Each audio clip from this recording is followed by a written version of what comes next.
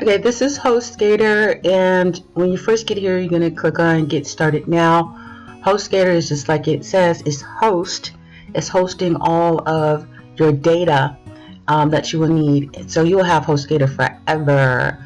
So you have the hatchling plan, baby plan, business plan, but I suggest the hatchling plan, especially to start off with. Now the $3.95 a month is just for if you get the year package. So it will go up once you do per month, and that's what I recommend. When you first get in there, you're going to put in your domain name, whatever you make up, and then it'll tell you whether or not it's available. If it's unavailable, you're going to have to pick a different domain name. You might have to change it a little bit that matches your genre or who you are, whatever. Take time picking that out. I mean, really take time to pick that out, because once you pick it, you can't really change it. So like I said, that $3.95 is for 3 years. So you're going to click on 1 month, which it takes it to $10.95, okay? You're going to put in your username, and you're going to make up a PIN, and that's mainly for technical services or tech support.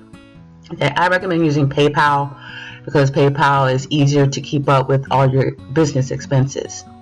So here, I don't advise clicking on any of this except for your professional email. You can always add all of this later, okay? But when you're first starting out, you know I don't like spending a lot of money, and I don't advise anybody else spending a lot of money. So you're gonna start at, it'll be $10.95 per month, but once you add your professional email pack to it, it will go up to $15.95, okay? And that's how to start Hostgator. So now that you've gotten that far, you're gonna click on read and agree, click on check now, and then it's you're gonna be able to start creating your website. I'm gonna show you how to do that in a few minutes. So you're gonna go to customer portal once you have your password and everything, and click on that, and then you're gonna sign in. And once you sign in, the first place you're gonna go is to the hosting tab, and then don't get too overwhelmed with all these things. None of that really means anything right now. And then you're going to go to get started with WordPress today, okay? And that's where you're going to create your website, what it looks like and all that kind of stuff. Remember, Hostgator is just hosting, is just holding the data for your website, which is really important. You're going to scroll down once you get there and click on install WordPress, because you're going to install WordPress and connect it to Hostgator, okay? So that's what this is all about. I don't suggest clicking on the bottom tabs. You don't want that. So once you click on install, you're going to pick the domain that you picked earlier. You're going to click on that, and you're not going to put anything on this side here. Okay, that's not going to be needed. Put in your email, blog title, first name, and all that kind of stuff.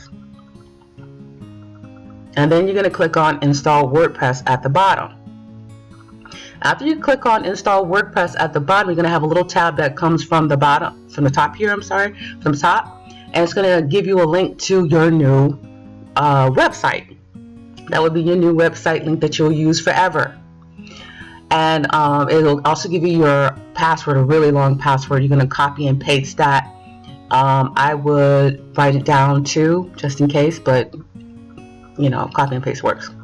Then you're going to go click on that link, and it's going to take you to the sign on page. But your background is not going to look like this. I created this background, this theme sign on for my website. You can do that later with a plugin.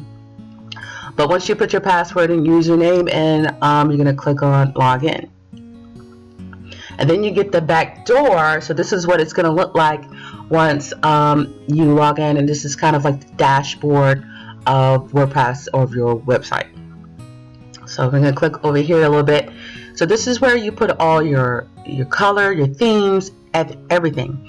So the first thing you're going to do is going to go all the way to the bottom, click on users, click on all users, and you're going to change that password because it's going to give you a really long password, and I suggest shorten that up so you can remember, so it'll be easier to sign on. You're going to find your name and your email, which only should be one person when you first start, and then click on edit.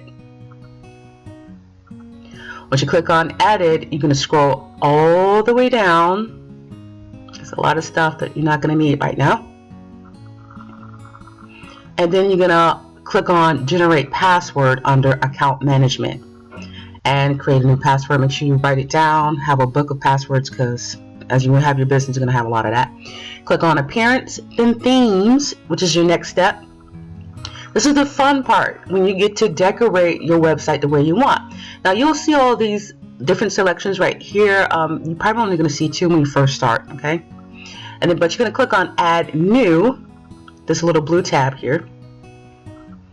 And then it's going to take you to a whole bunch of other selection, over 2,000 different themes you can choose from.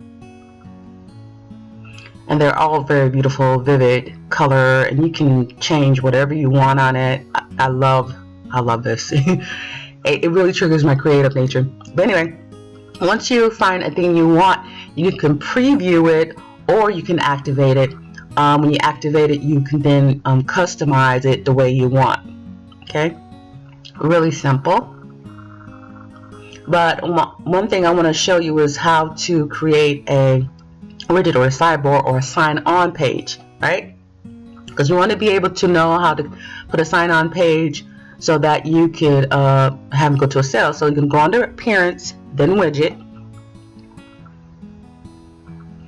and then each thing will be different on this right side. Some of them have 1 or 2 different things, some of them have a bunch of them. But the main thing you need to know, find, is the MailChimp sign up form.